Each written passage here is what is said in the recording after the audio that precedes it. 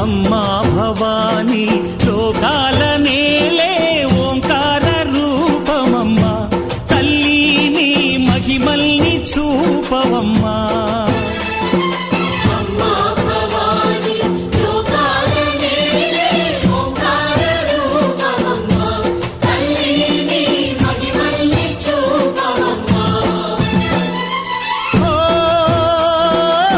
సృష్టికే దీపమా, శక్తికే మూలమా, సింహరథమే నీదమ్మా. అమ్మ దుర్గమ్మ భక్తులను దీవించుమా.